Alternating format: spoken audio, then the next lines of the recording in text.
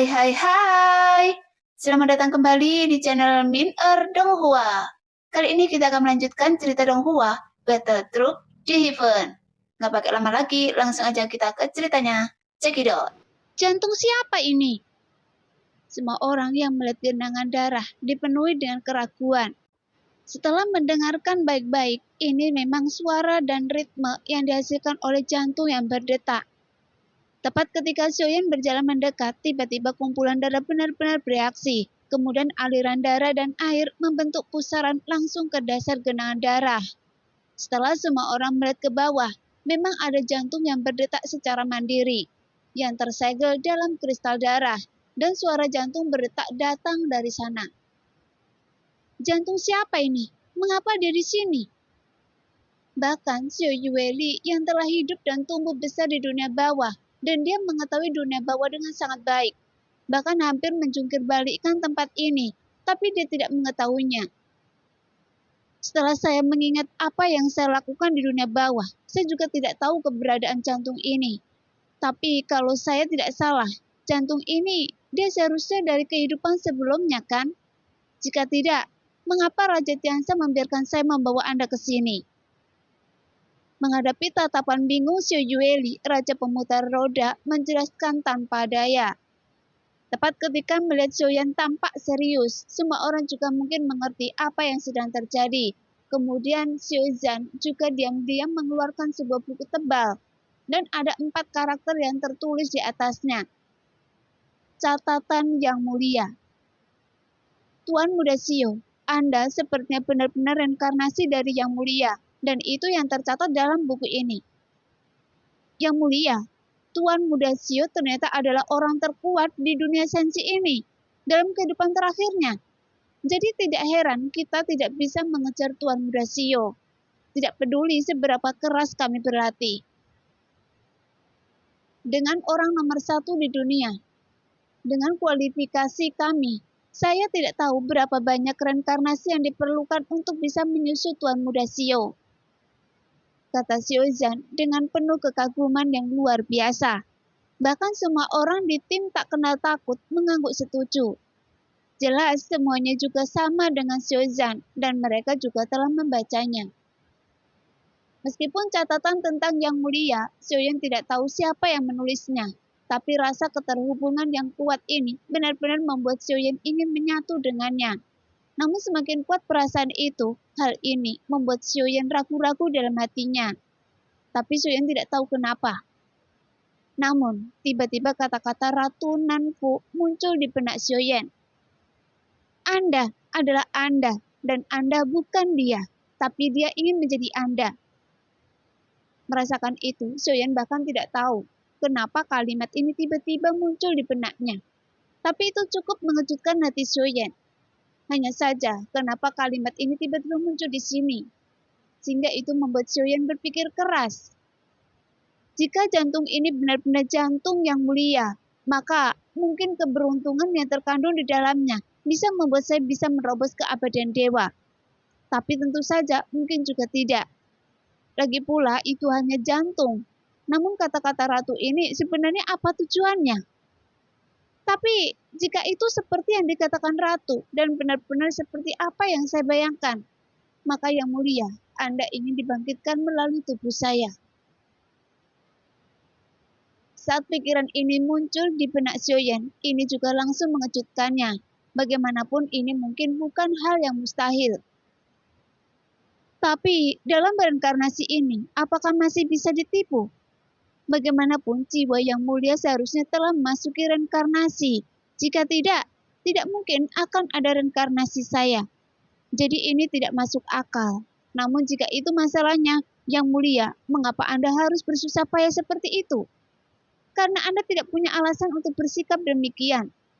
Oleh karena itu, entah itu apa yang dikatakan Ratu, mungkin tujuannya adalah untuk mengacaukan keadaan pikiran saya. Tapi mungkin juga bukan itu maksudnya. Yang Mulia ingin menjadi saya, dan ini mungkin berarti Yang Mulia bukan ingin menggantikan saya. Tapi dia menggunakan cara yang terhormat, dan dia ingin mengizinkan saya menjadi penguasa masa depan. Memikirkan hal ini, mata Sion sedikit menyipit. Namun semua orang menonton dengan penuh minat dan menunggu dengan tenang tanpa menyelang. Bagaimanapun, inilah pemikiran di hati Sioyen. Setelah memikirkan baik-baik, kemungkinan Yang Mulia ingin dibangkitkan melalui tubuhnya, meskipun hampir tidak ada kemungkinan. Tapi keberadaan sekuat Yang Mulia, jika dia tidak ingin mati, sangat mungkin untuk tidak memasuki reinkarnasi. Jadi mengapa dia harus bersusah payah? Seharusnya mayat Yang Mulia masih ada, dan dia telah bereinkarnasi sebanyak 8 kali sebelumnya. Setelah terjatuh saat konflik seluruh dunia dengan jantung generasi ke-8, dia seharusnya bisa dibangkitkan. Tapi dengan jantung itu, apakah ini benar-benar rasa hormat terhadap Yang Mulia? Setelah Sioyen tertegun untuk waktu yang lama, Sioyen perlahan mengulurkan telapak tangannya ke depan. Meskipun apa yang bisa semua orang lihat hanyalah dasar genangan darah, tapi jantung di dalam kristal mulai bergetar. Kemudian suara pecahnya dari kristal tersebut terdengar. Pada saat yang sama, jantung itu tiba-tiba membumbung ke langit, kemudian mengambang di depan Sioyen. Namun tepat adegan jantung itu melayang di atas kepala, semua orang kecuali Sioyen, mereka semua langsung terkejut. Karena mereka semua ditekan oleh kekuatan yang tak tertandingi. Melihat pemandangan itu, Sioyen buru-buru mengambil tindakan untuk melindungi mereka. Karena darah semua orang mendidih oleh tekanan yang tak bisa dijelaskan ini. Jika tidak, mereka semua pasti akan terluka parah akibat paksaan ini. Jantung Yang Mulia, sungguh mengandung kekuatan yang luar biasa. Gumam Sioyen perlahan. Namun tepat ketika jantung itu datang pada Sioyen, meskipun Sioyen memiliki rasa keterhubungan yang sangat kuat dengan diri Sioyen sendiri, tapi saat Sioyen mencoba menyatu dengannya, Sioyen tiba-tiba merasa bahwa jantung itu sepertinya tidak mampu menggantikan jantungnya yang sudah ada. Jantung ini tidak dapat diintegrasikan, tapi kenapa demikian? Melihat pemandangan itu, semua orang tercengang karena niat awalnya. Raja Tianzang mungkin juga berharap setelah Sioyen mendapatkan jantung Yang Mulia, kekuatan Sioyen akan bisa meroket. Namun saat ini, proses perubahan hati tersebut tidak dapat diselesaikan. Bahkan ketika Sioyen mencoba memaksa, masih ada rasa penolakan yang kuat di jantung Sioyen. Kemudian kejutan kuat muncul dari hatinya, karena jantung itu tiba-tiba menyerang Sioyen secara langsung dan keras. Tuar! Di bawah pukulan jantung itu, suara teredam langsung menyebar dengan keras. Bahkan tubuh Sioyen langsung melesat ke belakang. Kemudian, dia memuntahkan seteguk darah. Pada saat yang sama, jantung itu bersinar dengan cahaya keemasan samar di udara. Kemudian jantung itu kembali ke genangan darah lagi, dan sebuah kristal menyelimuti lagi. Setelah beberapa saat, pusaran itu menghilang dan menenggelamkannya kembali. Lagi pula, adegan ini terlalu mendadak, tanpa Sioyen sempat bereaksi. Namun pada saat ini, mata Sioyen menunjukkan keterkejutan. Setelah menstabilkan bentuk tubuhnya, Sioyen menyeka darah yang meluap dari sudut mulutnya dan menunjukkan senyum masam di wajahnya. Sebenarnya bukan tidak mungkin untuk diintegrasikan, tapi jantung ini sepertinya memberitahu saya bahwa saya sekarang belum memenuhi syarat untuk mendapatkan jantung ini. Gumam Sioyen sambil mengernyit. Jelas, dengan pukulan dari jantung ini, Sioyen juga mengerti bahwa jantung ini sebenarnya sangat kuat, dan itu sama sekali tidak cocok dengannya. Itu sebabnya Sioyen menghadapi perlawanan dan reaksi balik.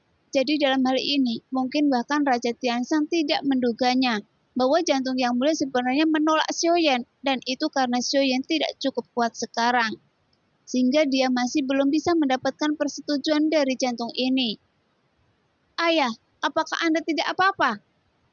Kata Yueli sambil berjalan ke sisi Sioyen dengan cemas. Tidak masalah. Sioyen menggelengkan kepalanya. Jantung ini milik Yang Mulia. Meskipun saya adalah reinkarnasi Yang Mulia, tapi itu bukan milik saya. Karena jantung ini masih berdetak. Jadi mengapa berubah? Lagi pula saya tidak perlu berubah. Suyen berkata dengan nada tegas, dan dia juga mengerti, termasuk jantung reinkarnasi ke-8 dari Yang Mulia yang berdetak di dalam tubuhnya. Ini semua dilakukan Yang Mulia untuk memberi jalan keluar pada Xiaoyan. Jika terjadi kejadian yang tidak terduga, maka jantung ini masih bisa menyelamatkan nyawa Xiaoyan. Dan itu jauh lebih berguna daripada digunakan untuk meningkatkan kekuatan. Setelah mendapatkan pencerahan, Xiaoyan segera menyesuaikan energi dan darahnya, sehingga cedera yang dia derita sembuh seketika. Karena Ratu maupun Raja Tianshan tidak memberikan instruksi yang jelas, sekarang saya perlu melakukan perjalanan ke kehampaan Yun Timur untuk melihat. Saya kira seharusnya ada beberapa informasi umum tentang situasi pertempuran di kehampaan Yun Timur saat ini kan? Xiaoyan memandang Xiao Yueli dan bertanya dengan serius. Pergi ke kehampaan Yun Timur? Ayah, ikut saya ke istana Hades, kata Xiao Yueli sambil mengangguk dengan serius. Jelas, dia secara alami mengerti apa yang ingin dilakukan Xiaoyan selanjutnya. Jadi dia membawa Xiaoyan ke istana Hades.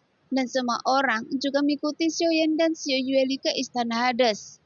Bagaimanapun di pusat aula utama ada meja pasir besar yang merupakan peta kehampaan Yun Timur, sehingga dapat mengetahui tentang situasi perang di kehampaan Yun Timur saat ini. Bahkan perkiraan kekuatan Taishu pun ditandai dalam peta tersebut. Nah, demikianlah cerita hari ini. Terima kasih yang sudah menonton video Min Earth sampai selesai. Sampai jumpa di video selanjutnya. Bye-bye.